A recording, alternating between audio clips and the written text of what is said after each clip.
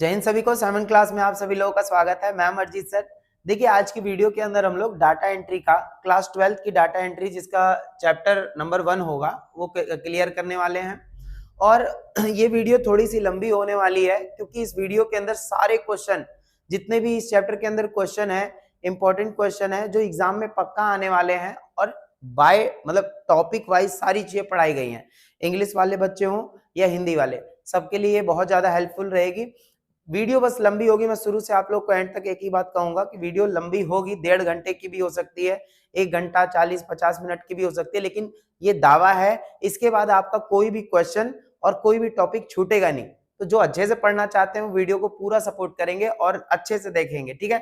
हाँ, एक भी चीज छूटेगी नहीं, वो गारंटी हमारी है। बाकी आप लोग अच्छे से पढ़ना और तैयारी करना। बाकी इंग्लिश हिंदी वाले दोनों बच्चों के लिए होगा, ठीक है। तो स्वागत है आप सभी लोगों का साइमन क्लास के इस छोटे से परिवार में। हम सब ये पहली बात मैं अपना एक छोटा सा आप लोगों से इंट्रोडक्शन करना चाहता हूँ। मेरा नाम सत्यम है। इस चैनल पे हम डाटा एंट्री की एक छोटी सी सीरीज लेके आए हैं जिसमें हम डाटा एंट्री के सारे चैप्टर्स को इतनी बेहतरीन तरीके से करने वाले हैं।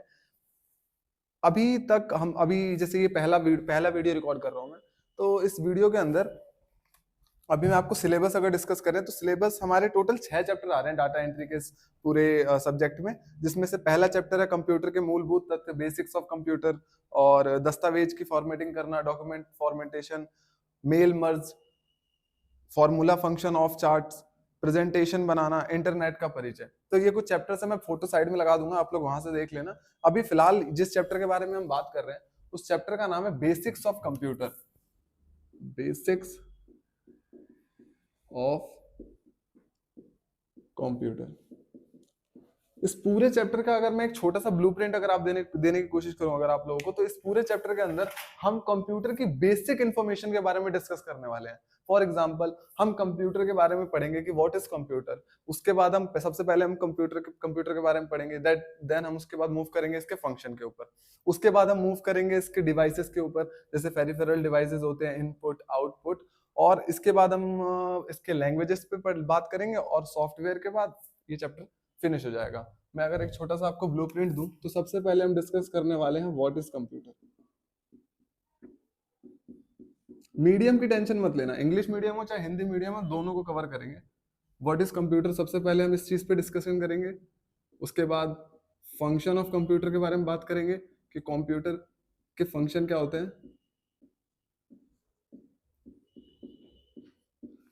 Then we will go on the peripheral devices.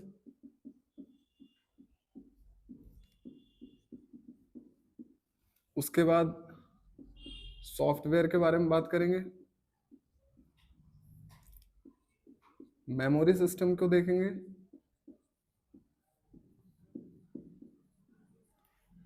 और लास्ट में लैंग्वेजेस देख के हम अपने चैप्टर को खत्म कर देंगे।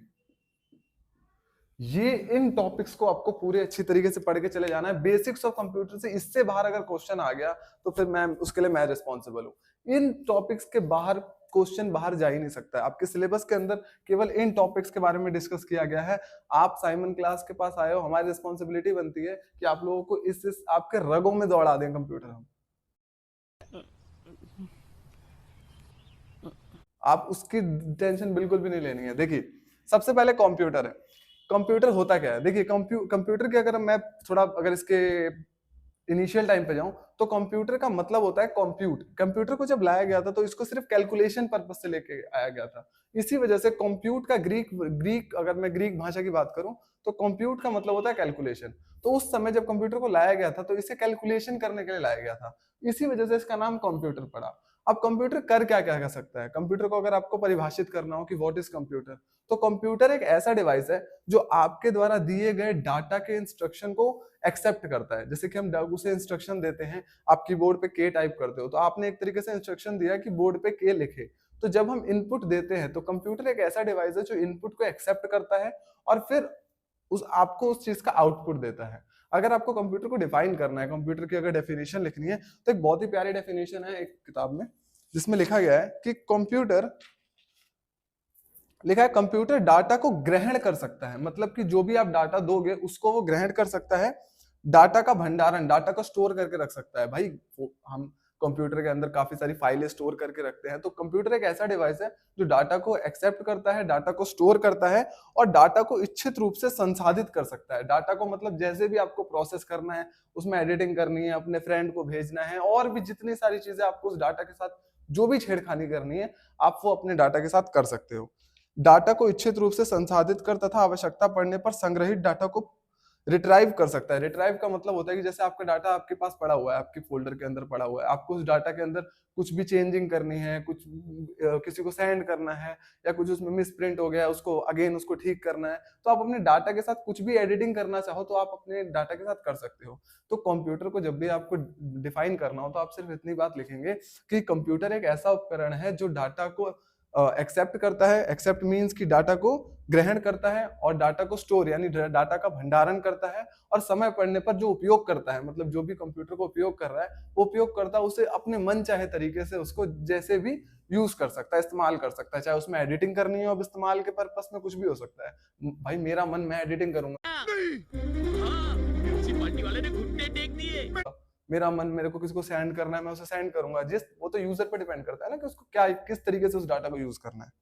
देन तो कंप्यूटर की एक तो हमने डेफिनेशन इतनी सी पढ़ी कि what is computer. So computer is the device which accept the data and store the data and process the data. Computer क्या चीज है?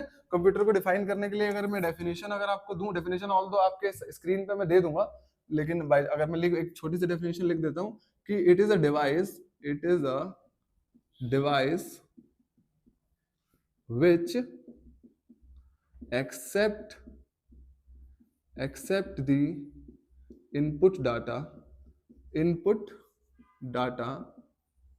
and store the data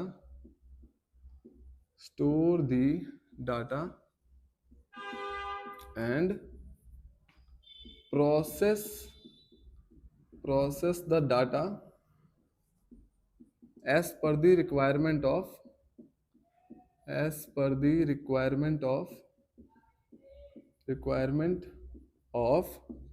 user. Hindi में बोल देता हूं, ठीक है ना, वीडियो को स्टॉप करके आप सुन लेना।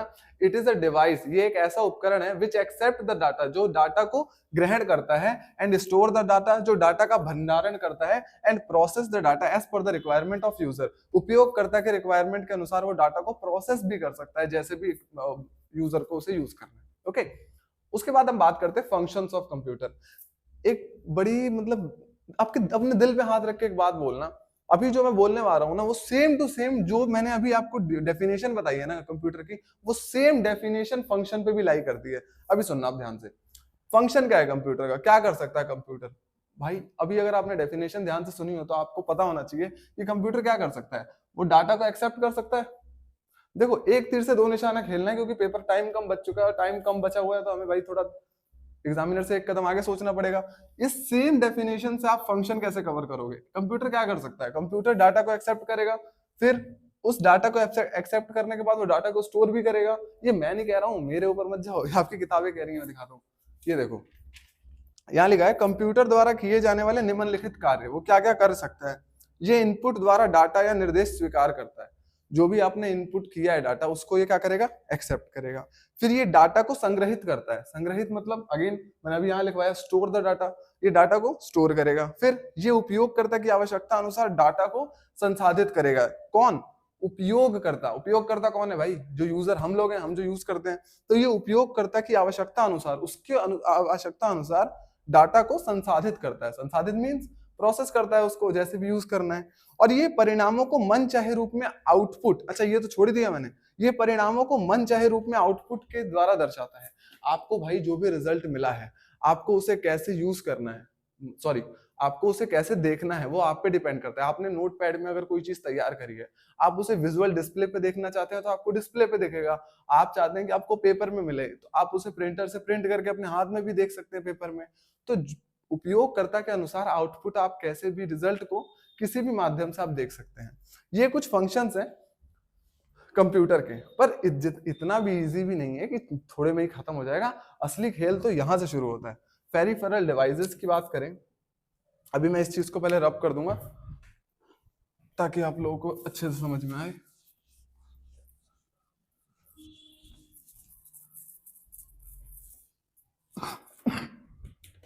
देखिए पेरिफेरल डिवाइसेस की बात करें, पहली बात पेरिफेरल डिवाइसेस डरने वाली बात नहीं है, पेरिफेरल कुछ इतना बड़ा कुछ नहीं है। पेरिफेरल डिवाइसेस का मतलब होता है कुछ ऐसे डिवाइसेस जो हम कंप्यूटर में ऐड ऑन करते हैं, अलग से लगाते हैं ताकि हमारा कंप्यूटर और भी अच्छी तरीके से काम कर सके। भाई शादी ब्याह में जाते हैं तो नॉर्मल कपड़े थोड़ी पहनते हैं, घड़ी सूट बूट और चेन और पता नहीं क्या क्या लगा लेते हैं। क्यों? क्योंकि थोड़ा और मॉडिफाई होके जाएंगे तभी तो शादी में माहौल बनेगा। तो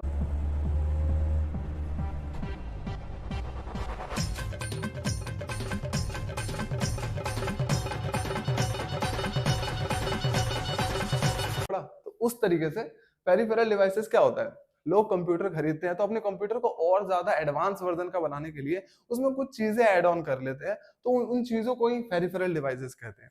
पेरिफेरल डिवाइसेस की बात करें तो ये टोटल 3 तरीके की होती है, जिसमें से पढ़ना 2 ही है, उसकी टेंशन मत लो। पेरिफेरल डिवाइसेस कितनी? पहली तो होती है input device, input device, output device और other peripheral device, other peripheral device. ठीक है, हमें पढ़ना इनपुट और आउटपुट है, अदर पेरिफेरल डिवाइसेस को पढ़ने की जरूरत नहीं है, आपके सिलेबस का पार्ट नहीं है, तो फालतू में टाइम यहां बर्बाद करने की जरूरत हमें नहीं है। हम सिर्फ इनपुट और आउटपुट डिवाइसेस के बारे में देखेंगे, ये सब नहीं देखेंगे। इनपुट डिवाइसेस कौन होते हैं?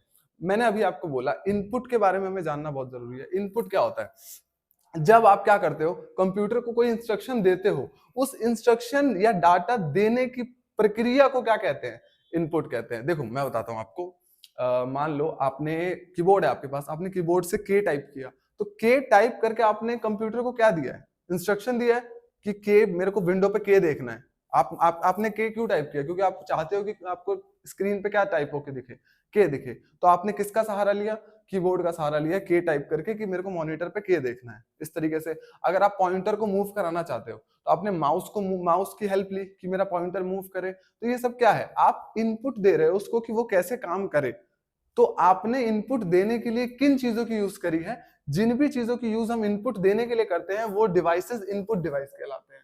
कंप्यूटर को कोई भी कमांड आपको देनी है तो आप कमांड देने के लिए कुछ तो यूज करोगे ना भाई, कि अपनी दिव्य शक्ति अंदर से निकालोगे कि पॉइंटर मूव होने लगे। ऐसा तो नहीं होता है, हम कुछ तो डिवाइसेस का यूज करेंगे।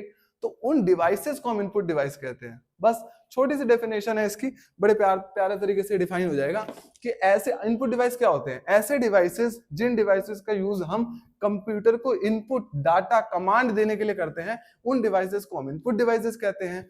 उसी का ऑपोजिट कर लो, आउटपुट डिवाइस, जिन डिवाइसेस का यूज हम आउटपुट लेने के लिए, भाई अगर मैंने के टाइप किया है, क्यों किया है? क्योंकि मुझे मैंने के टाइप किया, तो क्यों टाइप किया? कि ताकि मुझे विंडो पे के दिखे, मेरा स्क्रीन है उस पे मुझे के दिखे। तो वो के दिखना क्या हो गया? वो दिखना आउटपुट हो गया, मुझे आउटपुट मिल रहा है उसका। अगर मैं, जैसे मेरा फोन है, मैं आपको फोन दिखाता हूँ, अगर मेरा फोन है, मेरे को अगर प्ले करना है, तो मैंने जैसे ही क्लिक किया अपने प्ले बटन को तो गाना चलने लगा। तो वो जो गाना बजा वो क्या? एक तरीके का आउटपुट है, वो मेरे को आउटपुट मिला उस चीज से। सेम एज जब आउटपुट डिवाइसेस ऐसे डिवाइसेस होते हैं जब आप इनपुट देते हो और इनपुट देने के बाद आपको आउटपुट मिलता है, तो जिस डिवाइस से आपको आउटपुट मिलेगा वो डिवाइस क्या होगा? आउटपुट डिवाइस होगा। वो डिवाइस क्या होगा? आउटपुट। यहां मैं अगर दिखाऊं तो लिखा है इनपुट उपकरण, लिखा है इनपुट उपकरण उपयोगकर्ता से डाटा और निर्देशों को स्वीकार करते हैं। इनपुट उपकरण क्या करते हैं? डाटा या फिर करेगा डाटा या फिर निर्देशों को, निर्देश यानी आप जो कमांड दे रहे हो उसको क्या करता है? एक्सेप्ट करता है। ठीक है ना? तो जिससे दिया जाता है उसे हम कहते हैं इनपुट डिवाइसेस। मैं बात करूं इनपुट डिवाइस की कौन कौन होते हैं।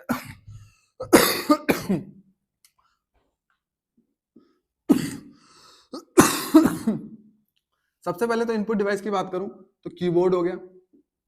कीबोर्ड भाई ये तो बेसिक है, कीबोर्ड तो आप लोगों को पता ही होना चाहिए। अब कीबोर्ड भी नहीं पता तो क्या पता होगा? देखिए कीबोर्ड हो गया, माउस हो गया, लाइट पेन हो गया। अभी सारे को डिटेल में पढ़ेंगे, ऐसा नहीं है कि सिर्फ एग्जांपल लिखवा रहा हूं। लाइट पेन हो गया, फिर स्कैनर हो गया,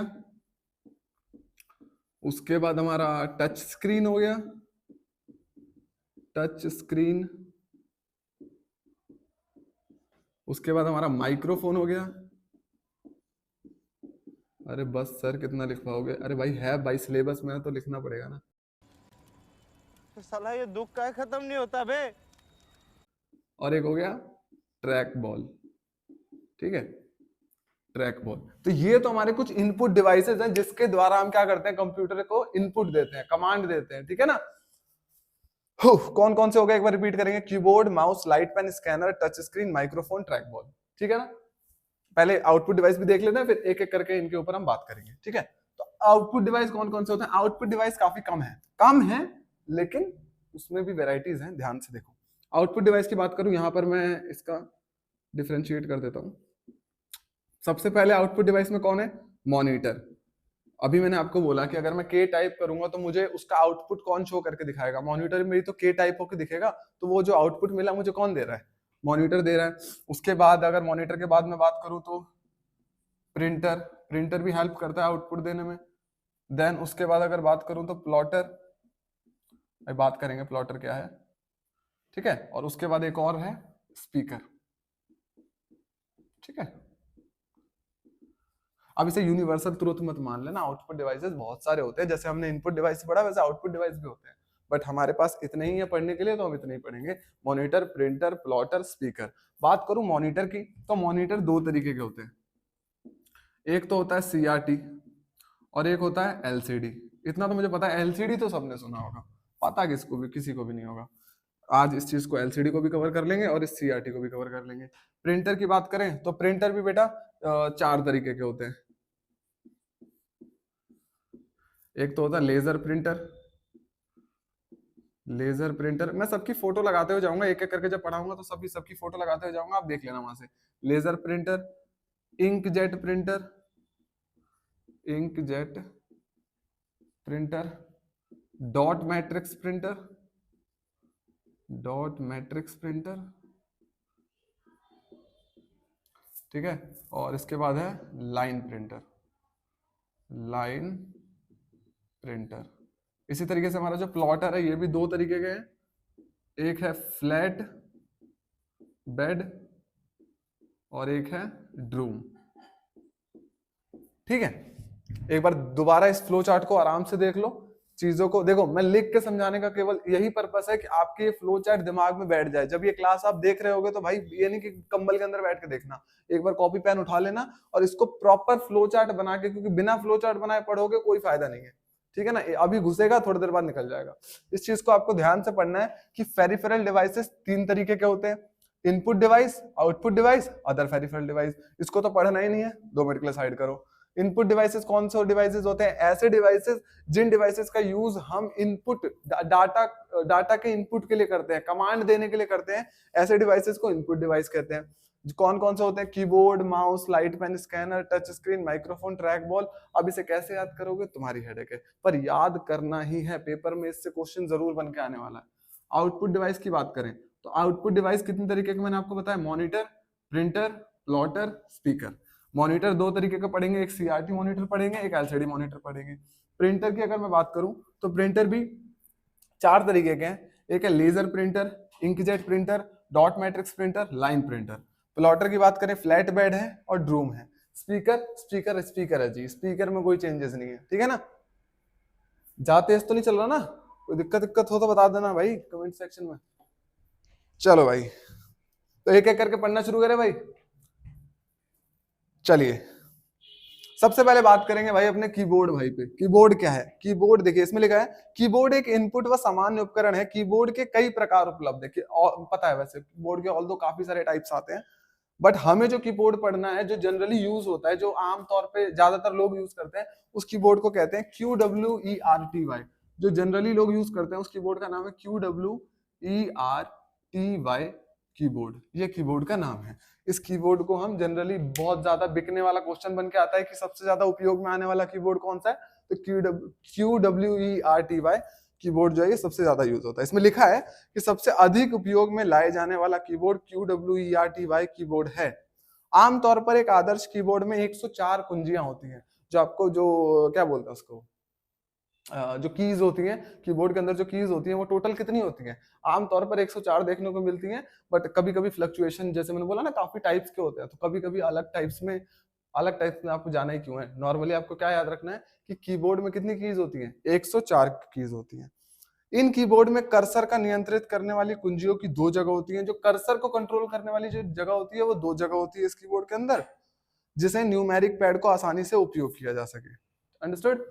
now let's move on the next input device, that is mouse. अब माउस क्या है? माउस भी क्या करता है? एक इनपुट डिवाइस है, ठीक है ना। माउस में भी अगर मैं माउस की बात करूं तो माउस एक विद्युत यांत्रिक तथा हाथ से प्रयोग किए जाने वाला उपकरण है। अगर मैं विद्युत कह रहा हूं, माउस जो है ये एक इलेक्ट्रिक इक्विपमेंट है। ऑल्दो यहाँ सारे ही इलेक्ट्रिक इक्विपमेंट है, लेकिन माउस क्या करता है? आप सभी लोगों को पता है, सभी ने कभी ना कभी लाइफ में एक बार तो कंप्यूटर जरूर यूज किया होगा। कंप्यूटर में जो माउस का जो रोल होता है वो क्या करता है? पॉइंटर को कंट्रोल करने के लिए होता है।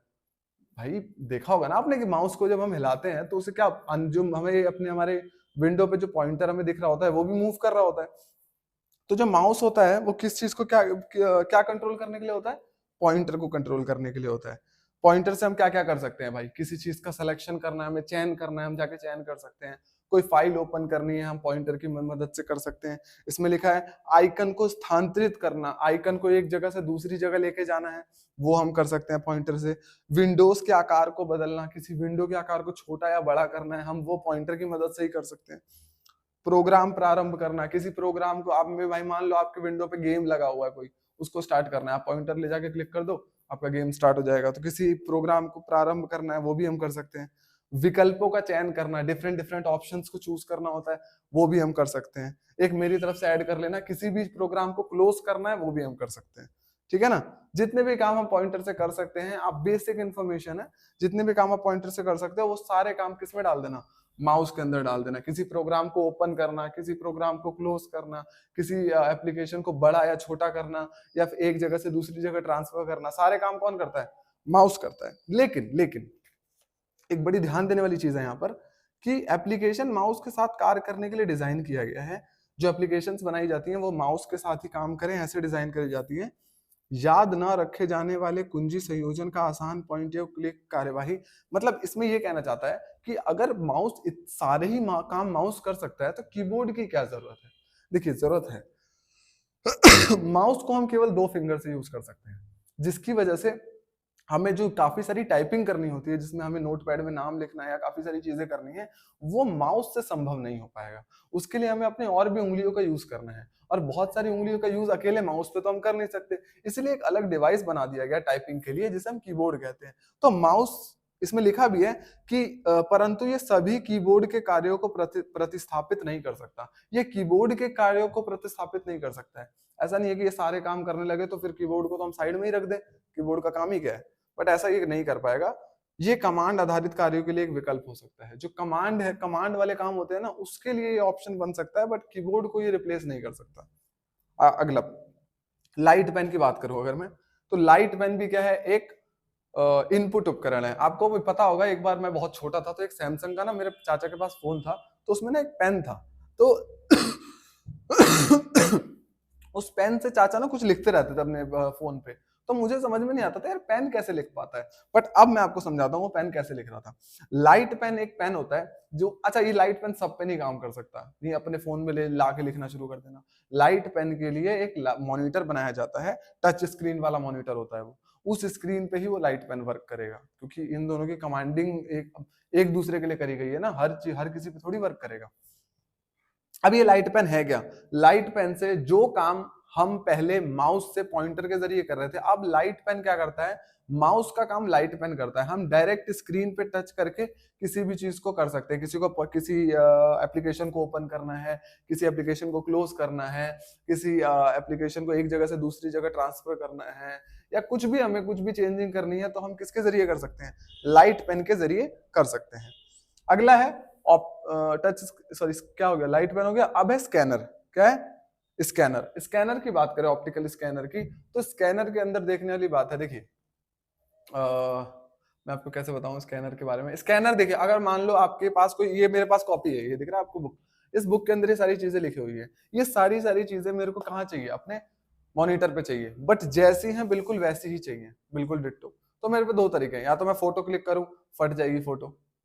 भाई फोटो क्लिक करेंगे फिर उसे मॉनिटर में भेजेंगे तो उसके अंदर दिक्कत आएगी ना, फोटो थोड़ी ब्लर हो जाएगी, फटी फटी सी आएगी। तो स्कैनर एक डिवाइस होता है जिसमें हम क्या करते हैं, इस किताब को उस स्कैनर पर रखेंगे और ये किताब को पूरा स्कैन कर देगा। स्कैन करने में क्या करेगा कि इसकी बारीक से बारीक चीज को स्कैन करके मॉनिटर पे लाके रख देगा मेरी, फिर मैं चाहूं जैसे भी इसे यूज करूं वो मेरे ऊपर है। तो स्कैनर क्या है, एक बार रीड कर देता हूं। इस उपकरण का उपयोग स्वचालित रूप से डाटा संग्रहण करने के लिए किया जाता है। कोई डाटा है उसको इकट्ठा करना है भाई। अभी एक कॉपी है, इतनी सारी कॉपी है, मुझे एक झटके में अपने प्रिंटर पे चाहिए, तो मैं स्कैनर से भी धड़ाधड़ सारी चीजें क्या कर दूंगा, स्कैन कर दूंगा फटाफट।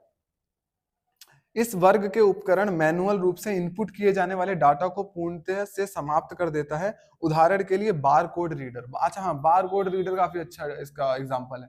बार कोड रीडर क्या करता है, बार कोड को स्कैन ही तो करता है। आपके फोन में होगा भाई, पेटीएम वगैरह यूज करते होगे तो आपने देखा होगा कि बार कोड रीडर क्या करता है, इजी तरीके से बार कोड को स्कैन कर लेता है। तो बारकोड स्कैनर, तो स्कैनर का काम देखिए, यहाँ से क्वेश्चन वाइड नहीं आएंगे तो इस चीज को कम रखेंगे। इसमें चीजें लिखी हुई हैं जैसे काफी बड़ी बड़ी, आपको सारी चीजें नहीं लिखना है। आपको ऊपर की 4 लाइनें जो मैंने मेन आपके लिए अंडरलाइन कर रखी है उसमें लिखा है कि उदाहरण के लिए बारकोड रीडर। आपको एग्जाम्पल सेट करके जाने हैं कि स्कैनर के लिए आपको एग्जाम्पल क्या लिखना है। बारकोड रीडर जो होते हैं वो काफी अच्छे स्कैनर होते हैं।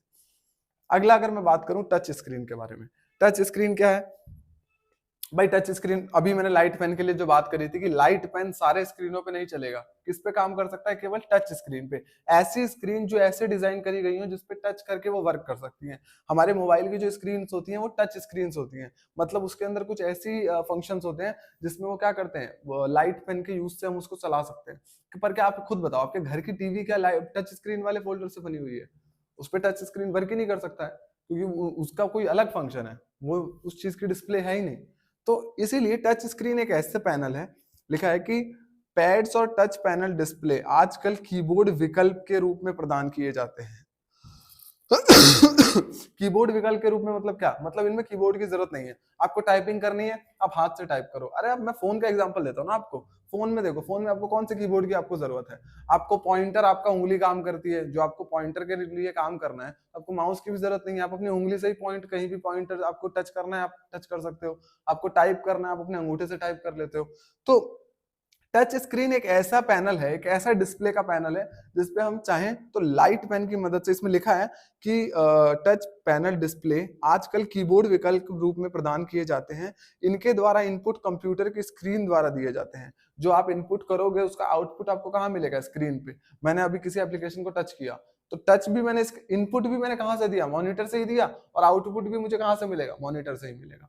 अभी फोन में आप जो इनपुट देते हो, आप किसी और डिवाइस का हेल्प लेके इनपुट देते हो क्या? आप अपनी उंगली से डायरेक्ट टच कर देते हो, तो इनपुट आपने किस डिवाइस की मदद से दिया? अपने डिस्प्ले की मदद से ही। आउटपुट भी आपको किस डिवाइस की मदद से मिला? आपके मॉनिटर से ही। तो जो टच स्क्रीन की बात करूं तो इसमें इनपुट और आउटपुट डिवाइस एक ही होते हैं, ठीक है। तो माइक्रोफोन की बात करें, ये एक इनपुट उपकरण है, ध्वनि को इनपुट के रूप में लेता है। माइक्रोफोन आपको लोगों को पता है, मैं दिखाऊं अगर, यहाँ मेरे पास एक छोटा सा डिवाइस पड़ा हुआ है, ये देखिए।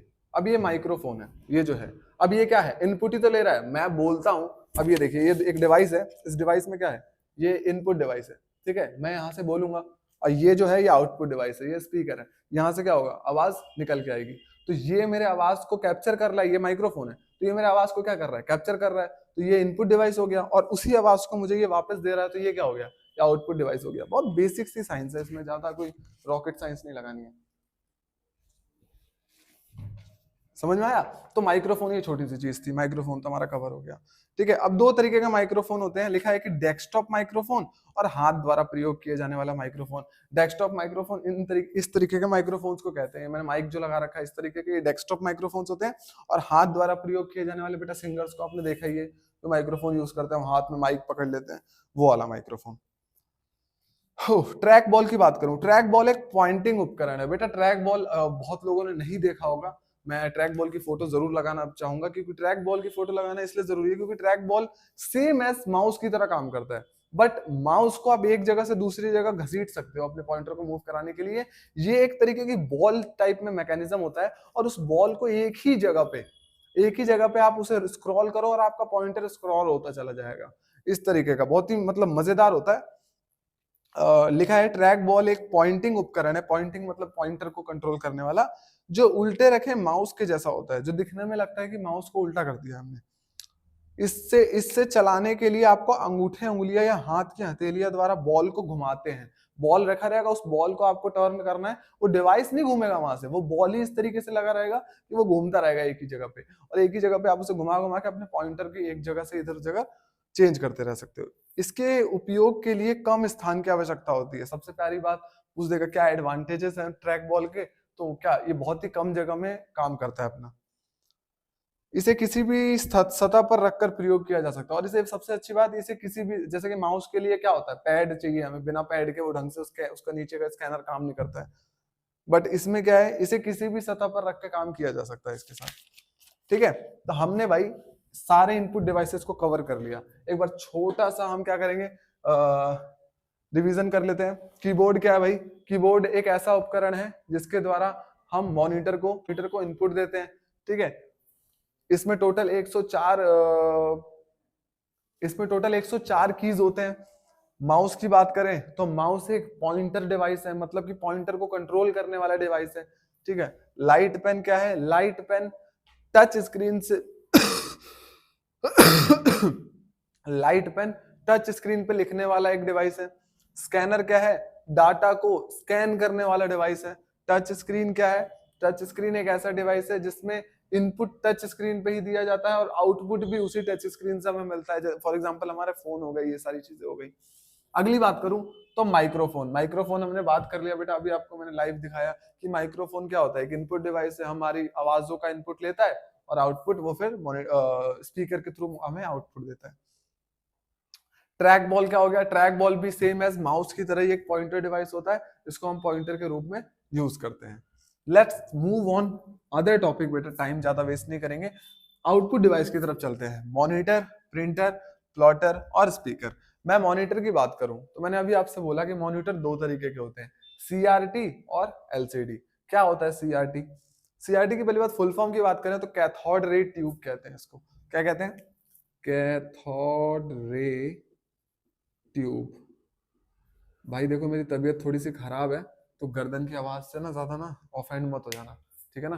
कुछ दिनों में मस्त विक्स की गोली खा के बढ़िया से बाकी की अगली क्लास को हम बहुत बेहतरीन तरीके से जारी रखेंगे, ऑल्दो कंटिन्यू करते हैं इस पे, ठीक है ना। तो कैथोड रे ट्यूब की अगर मैं बात करूं तो कैथोड रे ट्यूब जो मॉनिटर होता है, इसकी फुल फॉर्म अगर बोल दिया मैंने तो कैथोड रे ट्यूब हो गई। एलसीडी क्या हो गया? लिक्विड क्रिस्टल डिस्प्ले है। Liquid crystal display, liquid crystal display है, इसकी फुल फॉर्म हो गई liquid crystal display. Cathode ray tube क्या होता है? कैथोड रे ट्यूब के अंदर हम ऐसे जो कैथोड रे ट्यूब वाली जो डिस्प्ले होती है उनके अंदर एक ट्यूब होती है जिसके अंदर कैथोड रे पास करके इमेज फॉर्मेशन किया जाता है। मतलब एक मॉनिटर है, आपने देखा होगा पुराने जमाने वाले, आपने देखे हैं वो जो ऋतिक रोशन की मूवी कोई मिल गया, उसमें ओमो, उसमें कंप्यूटर देखे आपने, इतने मोटे मोटे से जो होते हैं, वो उन कंप्यूटर्स को क्या कहते हैं? Cathode ray tube. CRT monitors क्या कहते हैं? सीआरटी मॉनिटर्स, सीआईडी मॉनिटर मत बोल देना, अब आए ना लाइन पे। ठीक है ना। तो सीआरटी मॉनिटर्स ऐसे मॉनिटर्स होते हैं जिन मॉनिटर के अंदर जो इमेज की फॉर्मेशन होती है वो किसकी मदद से होती है? कैथोड रे ट्यूब की मदद से होती है।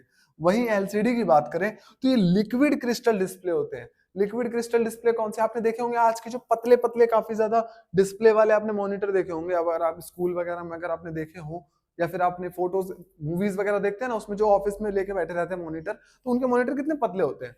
तो वो कौन से मॉनिटर होते हैं? वो लिक्विड क्रिस्टल डिस्प्ले होते हैं, मतलब वो एलसीडी मॉनिटर होते हैं। उनके अंदर जो डिस्प्ले होते हैं वो लिक्विड क्रिस्टल टाइप की होती है।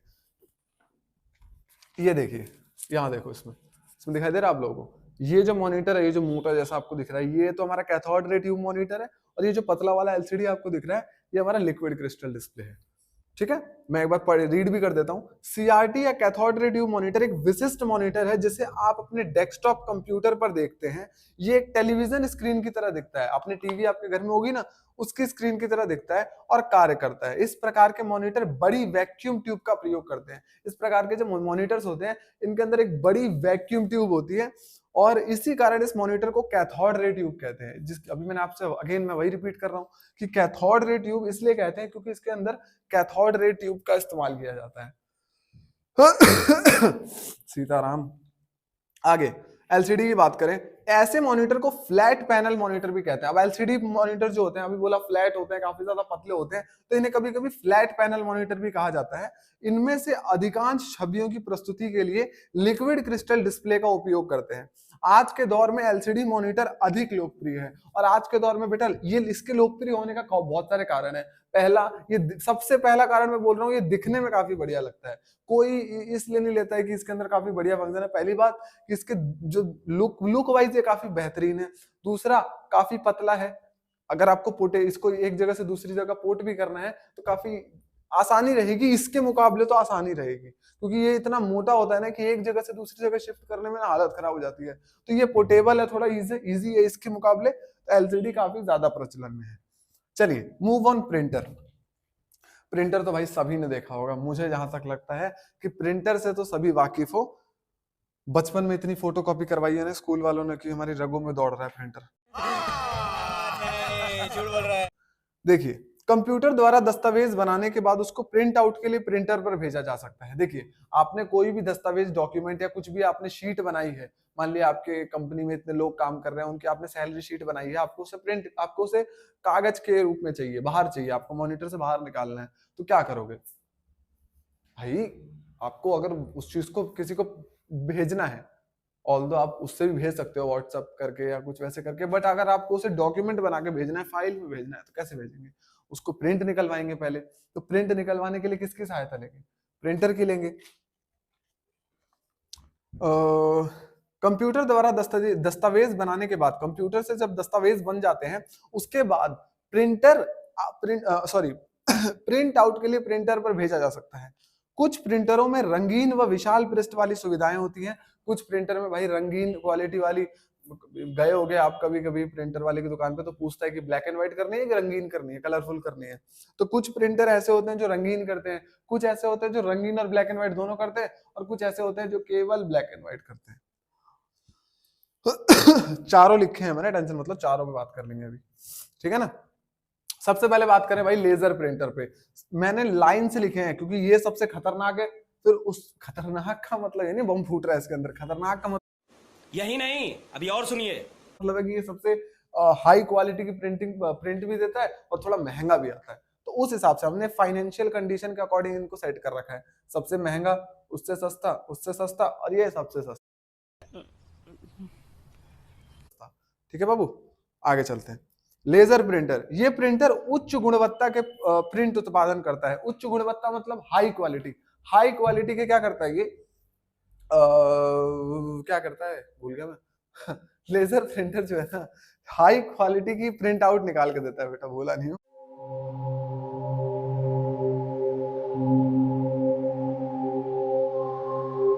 हाई क्वालिटी क्या करता है? प्रिंट आउट निकाल के देता है, जिसका प्रयोग प्रकाशन क्षेत्र में किया जाता है। प्रकाशन क्षेत्र मतलब जहां पर बहुत ज्यादा क्वांटिटी में। देखो, जो ये लेजर प्रिंटर है ना, ये नॉर्मली घर के यूज के लिए नहीं है बेटा।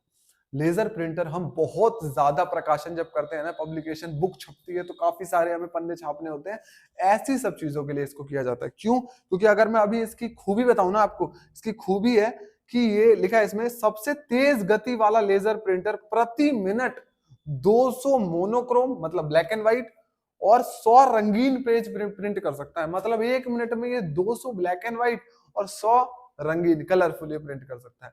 तुम सोच रहे हो इसकी क्षमता देखो तुम बेटा, क्षमता। तुम सोचो तुम्हें एक मिनट में 200 पेज क्यों छापने हैं, समझ रहे हो नहीं समझ रहे? तो लेजर प्रिंटर हम जनरली कब यूज करते हैं? जब हमारे पास भाई काम बल्क में हमारे पास जब प्रिंट करना हो, तब हम लेजर प्रिंटर यूज करेंगे। ओके, नाउ बात करते हैं हम इंकजेट प्रिंटर पे, ठीक है भाई। ये प्रिंटर करीब 64 नोजल का उपयोग कर कागज पर सीधी स्याही डालकर छवि का निर्माण करता है। ये इंकजेट प्रिंटर इसे इसलिए कहते हैं क्योंकि इसमें इंक का यूज किया जाता है, लेजर में नहीं करते। देखिए, अभी जो है वो तो काफी मॉडिफाई हो चुके हैं, बट अगर हम स्टार्टिंग की बात करें तो लेजर प्रिंटर में लेजर के जरिए प्रिंट किया जाता है, तभी हम इसे स्पीड में भी कर सकते हैं। इंकजेट प्रिंटर क्या है? थोड़ा सस्ता भी है और इसमें इंक का यूज किया जाता है, इसीलिए हम इसे इंकजेट प्रिंटर कहते हैं। इसमें 64 नोजल्स होती हैं। इसमें क्या करता है? ये डायरेक्ट स्याही किस पे डालता है? ये डायरेक्ट कागज पर स्याही डालकर छवि का निर्माण करता है, लेकिन ये जिस छवि का निर्माण करता है वह लेजर प्रिंटर जितनी स्पष्ट नहीं होती है। मतलब ऑल दो बेटा, पैसे कम दोगे तो तुम्हें माल वही कहाँ से मिल पाएगा, ठीक है ना। इसकी जो क्वालिटी होती है वो लेजर प्रिंटर जितनी तो नहीं मिल पाती है, बट हाँ ठीक ठाक रहती है, इतनी भी बेकार बोलने की जरूरत नहीं है। इसमें लिखा हुआ है लेकिन कि जिस छवि का निर्माण करता है वो लेजर प्रिंटर जितनी स्पष्ट नहीं होती है। मतलब लेजर प्रिंटर जो मैंने बोला जो महंगा वाला है उतनी तो क्लियर नहीं होती है, बट हाँ ठीक होती है, लेकिन गुणवत्ता काफी अच्छी होती है। मैंने बोला ना कि गुणवत्ता में ऐसी ज्यादा कुछ खराब नहीं होती कि मतलब देख के ऐसा लग रहा है कि पैसे बर्बाद, ऐसा कुछ नहीं है, बढ़िया है। आमतौर पर इंकजेट प्रिंटर डॉट मैट्रिक्स और लेजर प्रिंटर के बीच एक अच्छा विकल्प है। डॉट मैट्रिक्स प्रिंटर, देखिए तीसरा वाले के बारे में बात कर रहे हैं कि अगर आपकी क्षमता लेजर प्रिंटर या डॉट मैट्रिक्स प्रिंटर के बीच में अगर आप लेना चाहो कुछ, तो आप इंकजेट प्रिंटर खरीद सकते हो। ये मिडल बजट का है, ज्यादा सस्ता भी नहीं है, ज्यादा महंगा भी नहीं है, ठीक ठाक है। चलिए डॉट मैट्रिक्स प्रिंटर की बात करें, इसके बारे में बात कर लेते हैं भाई। डॉट मैट्रिक्स प्रिंटर एक समय पर बहुत लोकप्रिय था। देखो भाई, लोकप्रिय होने का कारण ये नहीं है कि वो क्वालिटी बेस्ट दे रहा है। सुनो देखो, लोकप्रिय होने का मतलब ये नहीं होता है कि हमेशा क्वालिटी, लोकप्रिय चीजें ज्यादातर इसलिए भी हो जाती है ना क्योंकि वो काफी सस्ती मिलती हैं।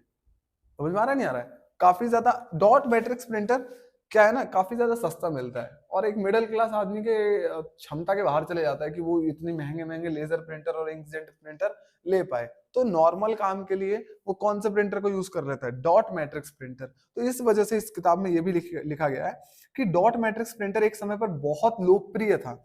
ये बहुउपयोगी और सस्ता आउटपुट उपकरण है। लिखा भी है इसमें कि क्या है ये, सस्ता आउटपुट उपकरण है। डॉट मैट्रिक्स प्रिंटर में प्रिंट हैंड रिबन से टकराता है। उसके अंदर एक मैकेनिज्म बता रहा हूँ, इसके अंदर एक हैंड रिबन टाइप में मैकेनिज्म होता है जो कि टकराता है और डॉट के संयोजन से टेक्स्ट का निर्माण करता है और डॉट डॉट करके टेक्स्ट का निर्माण करता है। जो टेक्स्ट मतलब लिखा हुआ रहता है जो भी, उसको लिख पाता है पन्ने के ऊपर। इसी कारण से इसका नाम डॉट मैट्रिक्स, डॉट के सहायता से ये टेक्स्ट को लिखता है, इसीलिए इसका नाम भी क्या पड़ गया, डॉट मैट्रिक्स प्रिंटर। समझे? चलिए थक गया तो पानी वानी पी लो, ठीक है, मैं भी एक घूंट मार लेता हूँ। 2 hours later. चलिए कंटिन्यू करें। Line printer. लाइन प्रिंटर की बात करें तो लाइन प्रिंटर में क्या होता है, इस प्रिंटर का प्रयोग सामान्यतः टेक्स्ट आधारित डाटा प्रोसेसिंग रिपोर्ट के लिए किया जाता है। लाइन प्रिंटर की गति बहुत तीव्र है। इसकी गति प्रति मिनट 100 से 3800 लाइन होती है। मतलब ये एक मिनट के अंदर 100 लाइन से लेके 3000 3500 लाइन ये लिखने की क्षमता रख पाता है अपने पास। कौन? Line printer. ठीक है, ये सभी प्रिंटर के बारे में हमने देख लिया। लेजर प्रिंटर सबसे महंगा है, प्रति मिनट ये बेटा क्या बोला था, 200 ब्लैक एंड व्हाइट और 100 कलरफुल छाप सकता है। इंकजेट प्रिंटर का नाम इंकजेट इसलिए है क्योंकि ये इंक से स्याही डालता है पन्ने पे और फिर उससे क्या बनाता है, जो भी चित्र आपको, जो भी आपको प्रिंट निकालना है वो इंक की सहायता से बना के देता है।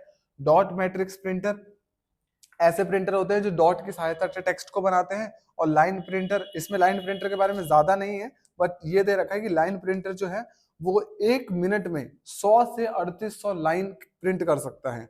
तो काफी अच्छा है भाई, मेरे हिसाब से तो बहुत ही खतरनाक है तो। चलिए प्लॉटर के बारे में देख लेते हैं। प्लॉटर क्या होता है? अब प्लॉटर भी एक तरीके से बताऊं तो एक तरीके से मैं कह सकते हैं कि एक तरीके का ये प्रिंटर है, बट ये प्रिंटर छोटी मोटी चीजों के लिए नहीं है कि आपको छोटे मोटे डॉक्यूमेंट्स प्रिंट करने हैं, उन सब चीजों के लिए नहीं होता बेटा। आपने फ्लैक्स वगैरह छपते हुए देखे होंगे, है ना, काफी बड़ी बड़ी होल्डिंग्स छपते हुए देखी होंगी। तो बड़ी बड़ी चीजों की जब छपाई होती है ना, प्रिंटिंग, तो उन प्रिंटिंग मशीन्स को क्या कहते हैं? प्लॉटर कहते हैं। मैं बात करूं प्लॉटर की, तो प्लॉटर एक विशेष तरह का आउटपुट उपकरण है जो प्रिंटर की तरह भिन्न तरीके से कागज पर चित्रों को निर्माण करता है। जो प्रिंटर की तरह ही है बट उससे डिफरेंट तरीके से वो चित्रों का निर्माण करता है। विशाल आरेख व छवियों के निर्माण के लिए प्लॉटर्स डिजाइन तैयार किए जाते हैं। प्लॉटर डिजाइन देखो प्लॉटर्स किस तरीके के डिजाइन करते हैं? देखो प्लॉटर नॉर्मल डिजाइन नहीं करते। आपने आर्किटेक्चर्स को देखे होंगे जो घरों का डिजाइन वगैरह तैयार करते हैं, ब्लूप्रिंट, गाड़ियों के डिजाइन तैयार करते हैं, डिफरेंट मर्सिडीज बेंज, ये सब गाड़ियां जब आती हैं तो डायरेक्ट थोड़ी ऐसे कि डायरेक्ट लोहा लक्कड़ लाए और जोड़ के गाड़ी बना दी। पहले इसका डिजाइन तय किया जाता है कि आगे का बोनट कितना नीचे रहेगा, कितना ऊपर रहेगा, ऊपर की जो सतह रहेगी वो कितनी ऊपर रहेगी ताकि ड्राइवर के हेड पे ना लगे। तो इन सारी चीजों को से एक ब्लूप्रिंट बना के चार्ट तैयार किया जाता है।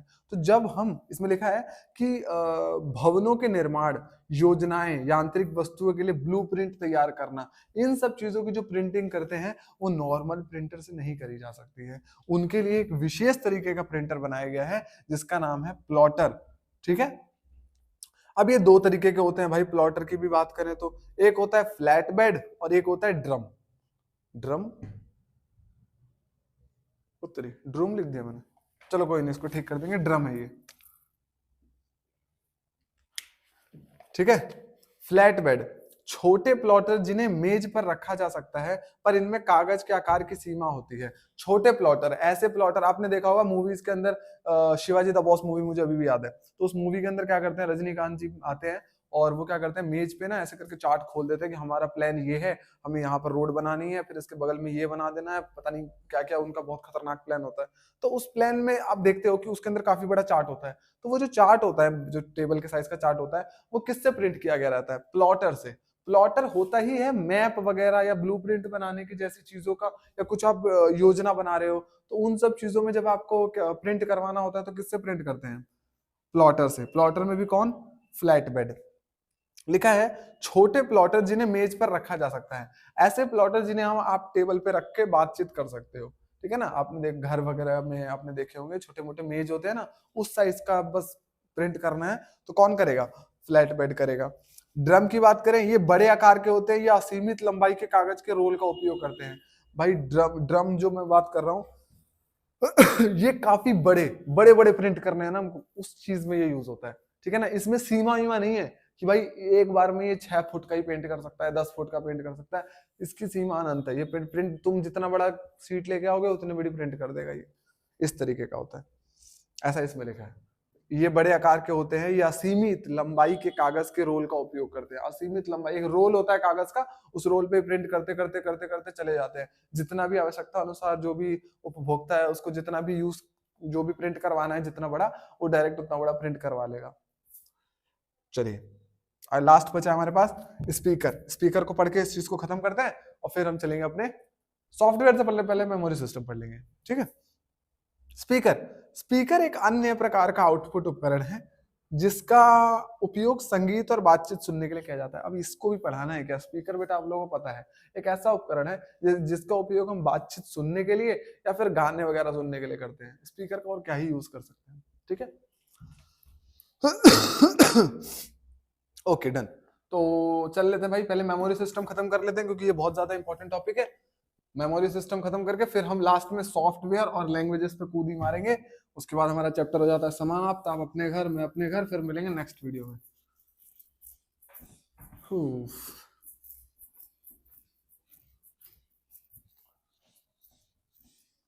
व्हाइट बोर्ड पे ना मिटाने में टाइम लगता है।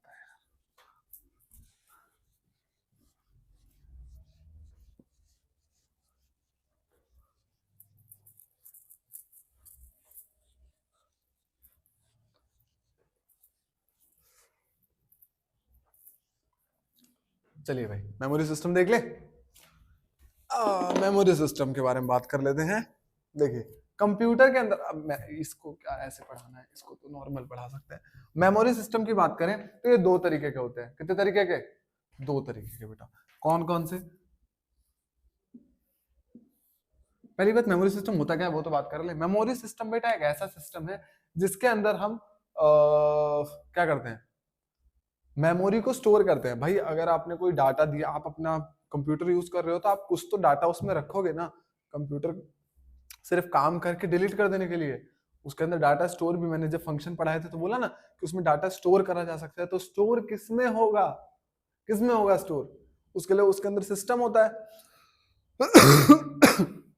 तो उस सिस्टम को हम क्या कह देते हैं, मेमोरी सिस्टम। अब आपके पास आपके जो कंप्यूटर है उसके अंदर दो तरीके की मेमोरी होती है। एक तो होती है प्राइमरी मेमोरी,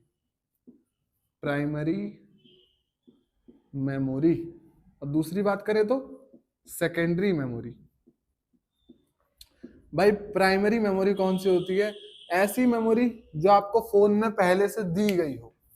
ऐसी मेमोरी, ध्यान से सुनो, ऐसी मेमोरी जो आपको पहले से उसके अंदर दी गई हो, जैसे कि अच्छा चलो मैं नॉर्मल फोन ले लेता हूँ अपना। आपके फोन के अंदर भाई, आप फोन खरीदते हो तो लिखा रहता है ना 4 GB 64 GB, sorry 4 GB RAM और 64 GB इंटरनल स्टोरेज, ऐसा करके लिखा रहता है। तो वो जो इंटरनल स्टोरेज लिखा है, जो आपको पहले से आपके फोन के अंदर इनबिल्ट करके दिया गया है, वो स्टोरेज होता है प्राइमरी मेमोरी।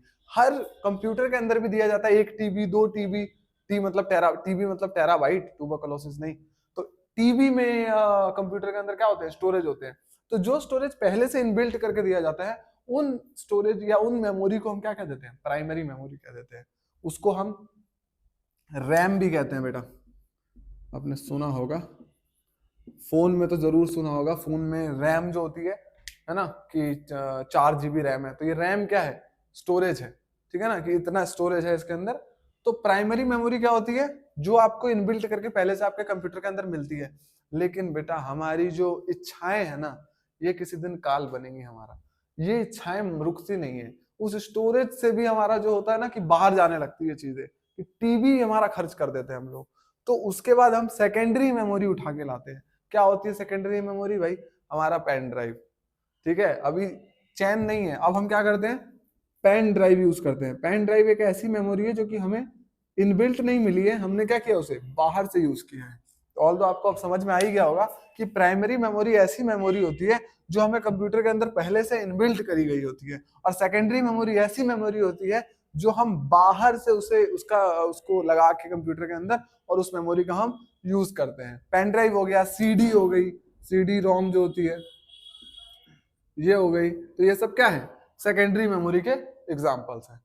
बहुत ही अच्छे भाई, खत्म हो गया हमारा ये प्राइमरी मेमोरी और सेकेंडरी मेमोरी। एक बार रिपीट कर दूं क्या बुक से, है ना, बुक से रिपीट कर देंगे तो आपकी मेरी दोनों की तसल्ली हो जाएगी। कंप्यूटर में मेमोरी सिस्टम, कंप्यूटर मेमोरी 2 प्रकार की होती है, देखो इसमें लिखा है प्राइमरी और सेकेंडरी, प्राइमरी और सेकेंडरी। प्राइमरी मेमोरी सिस्टम का सबसे आवश्यक और महत्वपूर्ण भाग है प्रोसेसिंग यूनिट द्वारा इस पर आसानी से वह सीधे पहुंचे जा सकता है। रैम प्राइमरी मेमोरी का एक अच्छा उदाहरण है। रैम जो है वो क्या है, प्राइमरी मेमोरी का एक अच्छा उदाहरण है। फुल फॉर्म जानना है क्या, रैंडम एक्सेस मेमोरी होता है इसका full form, random access memory, ठीक है। चलिए, नींद तो नहीं आ रही ना भाई, एनर्जी रखना अंदर से। मैं तुम देख रहे हो कितना पसीने में पढ़ा रहा हूँ, एनर्जी नहीं रखोगे ना मजा नहीं आएगा फिर।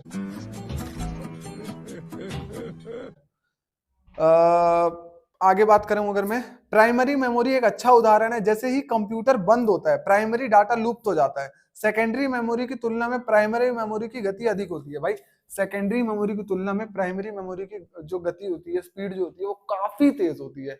ये आपका डाटा लुप्त होने से पहले ही क्या कर लेता है, उसको कैप्चर कर लेता है। तो प्राइमरी मेमोरी ऑल्दो काफी अच्छी मेमोरी है। और क्या लिखा है कि सेकेंडरी मेमोरी की तुलना में प्राइमरी मेमोरी की गति अधिक होती है। जो सेकेंडरी मेमोरी है उसकी तुलना में स्पीड सबसे ज्यादा तेज पूछेगा कि इन दोनों में से स्पीड तेज किसकी है, तो प्राइमरी मेमोरी की। अगेन इसके उदाहरण की बात करें सेकेंडरी मेमोरी की, तो सीडी रोम हो गया, पेन ड्राइव हो गया, और एग्जैक्ट्रा और भी होते हैं, 2 ही लिखा है हमने, ठीक है भाई। तो हमारे कितने टॉपिक क्लियर हो गए। हमने पहले कंप्यूटर देखा कि क्या होता है, फिर हमने फंक्शन पढ़ लिए कंप्यूटर के क्या होते हैं, पेरिफेरल डिवाइसेस खत्म कर दिया, मेमोरी सिस्टम खत्म कर दिया। हो विजय के करीब हैं हम लोग, ठीक है। चलिए, सॉफ्टवेयर और लैंग्वेज, ये 2 टॉपिक बचे हुए हैं, फिर हमारे धीरे धीरे बालमा ओ हो समाप्त हो जाएगा भाई।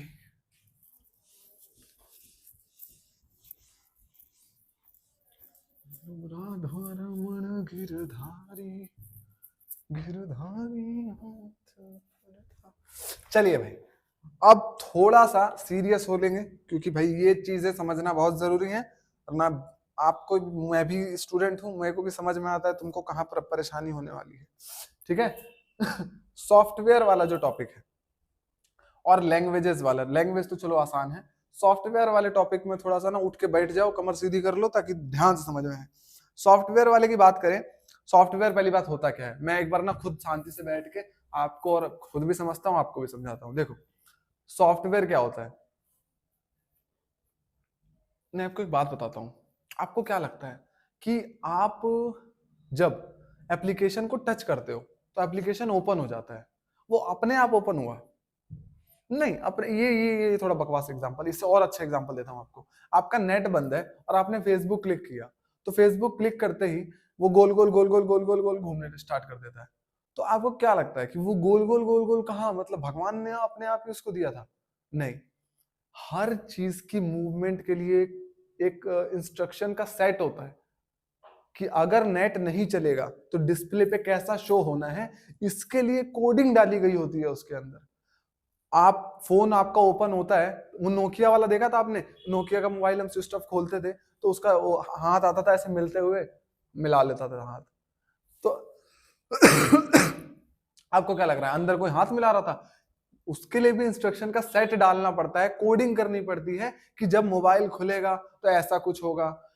क्या कहते हैं, जब यूजर जो है वो जब एप्लीकेशन को टच करेगा तो एप्लीकेशन खुलने के बाद कुछ ऐसा होना चाहिए। तो ये सारी चीजें, हर चीज, हर स्टेप होने के लिए मोबाइल या फिर कंप्यूटर के अंदर कोडिंग करी गई होती है। उसके अंदर इंस्ट्रक्शंस के बहुत सारे सेट भरे गए होते हैं, तब कहीं जाके कोई भी सॉफ्टवेयर चल पाता है। अगेन एक और चीज आपको समझाता हूं। मान लो फेसबुक है, तो फेसबुक के खुलने पर F लिखा आना चाहिए सबसे पहले, उसके बाद फेसबुक खुलेगा। इस चीज की भी कोडिंग करी गई है। खुलने के बाद जब खुलने के बाद आपको मतलब ऊपर हेलो का एक फेसबुक की तरफ से मैसेज आएगा, उसकी भी कोडिंग करी गई है। उसके बाद आप मान लो सर्च लिस्ट में जाओगे तो सर्च पे क्लिक करोगे तो थोड़ा सा लोडिंग लेगा, उसकी भी कोडिंग करी गई है। उसके बाद आप टाइप करोगे, किसी को सर्च करोगे तो सर्च करने से जस्ट एक सेकंड पहले एक छोटी सी लोडिंग लेता है, उसकी भी कोडिंग करी गई है। यानी कि एक एक चीज, जो भी मूवमेंट आपके फोन के अंदर हो रही है, हर चीज एक इंस्ट्रक्शन दी गई है उसे पहले से उसको। वो बिना इंस्ट्रक्शन के आपका मोबाइल या आपका कंप्यूटर कुछ भी नहीं कर सकता। मैं मोबाइल बार बार इसलिए यूज कर रहा हूं ताकि आप अच्छे से सॉफ्टवेयर को समझ पाओ। तो बिना इंस्ट्रक्शन के आपका मोबाइल या आपका कंप्यूटर हिल भी नहीं सकता है। इसीलिए आपके फोन या आपके कंप्यूटर के अंदर होने वाली हर एक गतिविधि एक इंस्ट्रक्शन के द्वारा ही कंट्रोल करी जाती है। ठीक है, तो मान लो आपको क्या लगता है कि केवल एक ही कोडिंग करी गई है आपके कंप्यूटर के अंदर? केवल एक ही कोडिंग करी गई है? ऐसा बिल्कुल भी नहीं है भाई। अगर किसी एप्लीकेशन को चलाना है तो उसके अंदर पहले एक बार प्रोग्रामिंग करी होगी किसी चीज को करने के लिए, फिर दूसरी चीज को करने के लिए अलग प्रोग्रामिंग करी गई होगी। अबे क्या कह रहा हूँ यार मैं, रुक जाओ भाई थोड़ा। हो, करी गई होगी, हाँ ठीक है ना, करी गई होगी बार बार।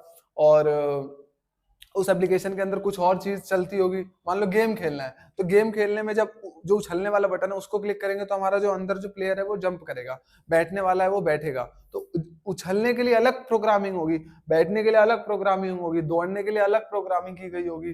फिर मान लो आपका नेट नहीं चल रहा तो आपका गेम बंद हो जाए, इसके लिए भी प्रोग्रामिंग करी गई होगी। तो हर चीज के लिए क्या होता है, प्रोग्रामिंग किया गया होता है।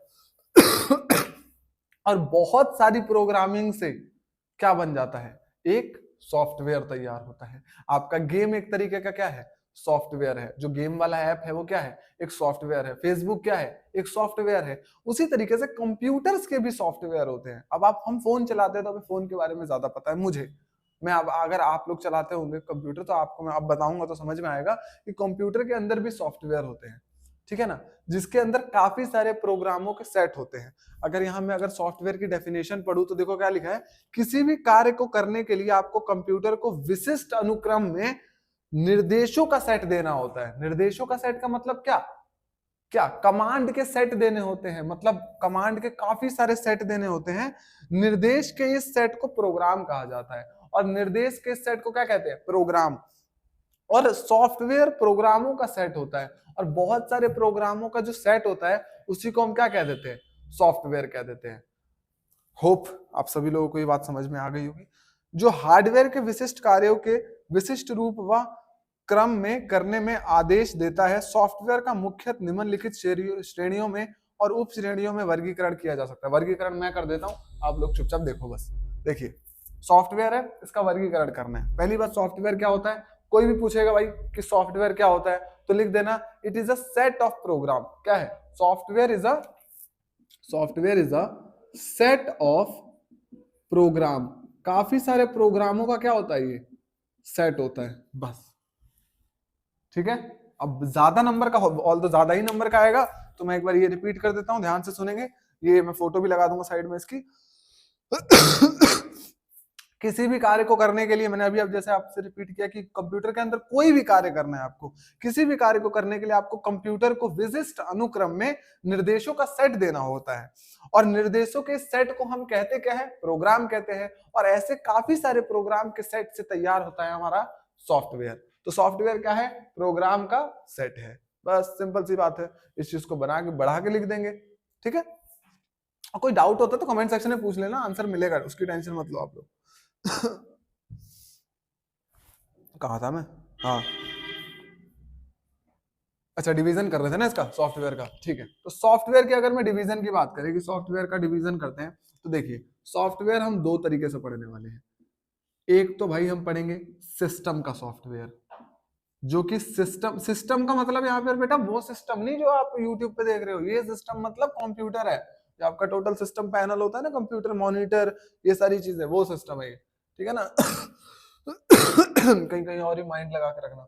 System software, system software. अगली बात करें तो एप्लीकेशन सॉफ्टवेयर। अच्छा, हिंदी मीडियम वाले सोच रहे हो एप्लीकेशन को हिंदी में क्या कहते हैं, भाई हिंदी में एप्लीकेशन ही सॉफ्टवेयर है। बुक हिंदी मीडियम की बुक से देख के पढ़ा रहा था। ठीक है ना, एप्लीकेशन ही सॉफ्टवेयर कहते हैं इसको भी, हिंदी मीडियम की टेंशन मत लो। अच्छा, अभी तक में अगर किसी को डाउट आ रहा है ना भाई कि हिंदी मीडियम इंग्लिश मीडियम, तो उसकी टेंशन मत लो। ये जितना भी मैंने अभी आपको कराया ना, ये सब हिंदी में भी सेम लिखा हुआ है, इसका कुछ अलग से नाम नहीं दिया गया है। ठीक है। अब इतना तो आपको पता ही होगा कि व्हाट इज कंप्यूटर को कंप्यूटर क्या है कहते हैं, फंक्शंस ऑफ कंप्यूटर को कंप्यूटर के कार्य कहते हैं, पेरिफेरल डिवाइसेस को परिधीय उपकरण कहते हैं। नहीं पता तो भाई लिख देते हैं, नहीं तो उसके लिए परेशानी ना हो आप लोगों को बाद में। परिधीय उपकरण, ठीक है। अच्छा, इनपुट डिवाइस को अब इनपुट डिवाइस कहते हैं, उसके लिए अलग नाम नहीं है। ठीक है, अच्छा होगा तो पता नहीं, पर आप में नहीं है, इतना नहीं बोलेंगे।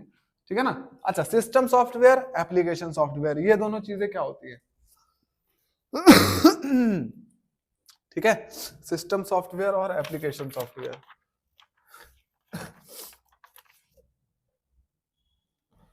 देखेंगे, अगर मैं बात करूं सिस्टम सॉफ्टवेयर और एप्लीकेशन सॉफ्टवेयर की, अब सिस्टम सॉफ्टवेयर भी पहली बात दो तरीके के होते हैं। एक तो बात करेंगे ऑपरेटिंग सिस्टम पे, ऑपरेटिंग सिस्टम, ठीक है भाई। दूसरा हम बात करेंगे यूटिलिटाइज,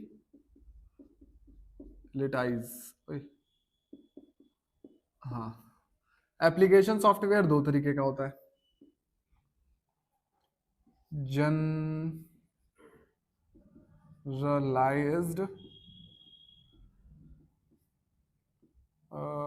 पैकेज,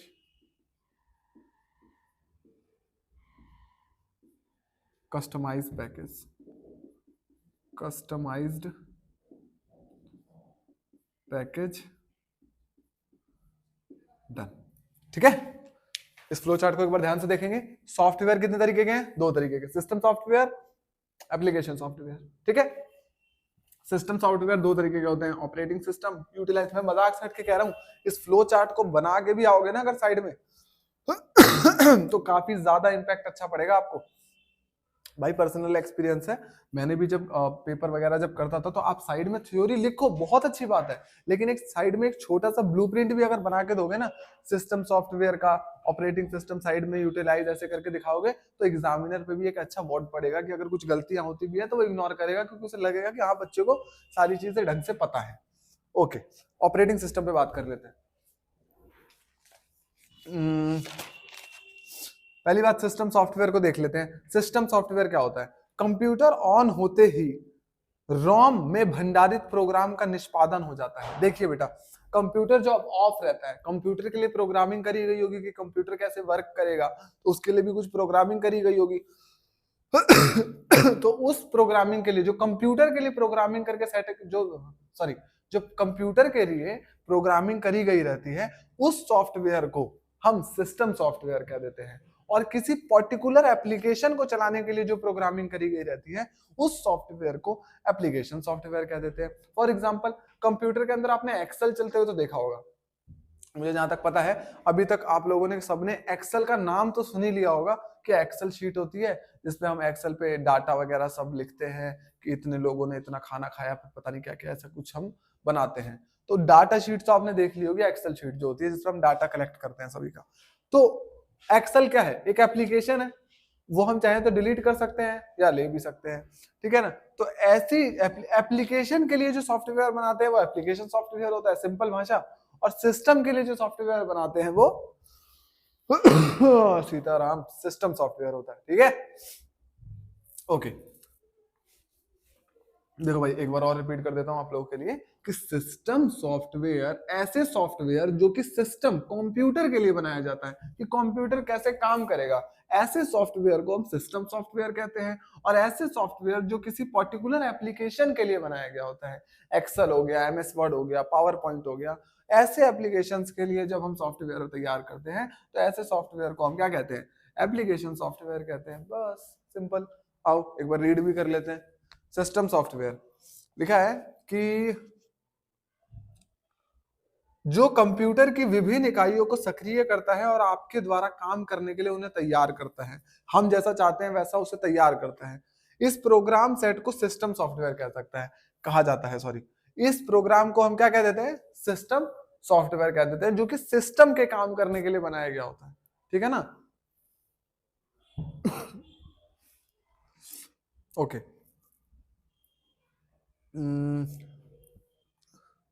जो कंप्यूटर को चलाने, कंप्यूटर के विभिन्न कार्यों को नियंत्रित, हाँ देखो देखो इसमें लिखा है, वेरी गुड, मिल गया पॉइंट, यही ढूंढ रहा था। लिखा है कि जो कंप्यूटर को चलाने, कंप्यूटर को रेगुलेट भाई कंट्रोल करना है, चलाने, कंप्यूटर के विभिन्न कार्यों को नियंत्रित करने, उसके बहुत सारे काम होते हैं, फंक्शंस होते हैं, तो उसको कंट्रोल करना कैसे करना है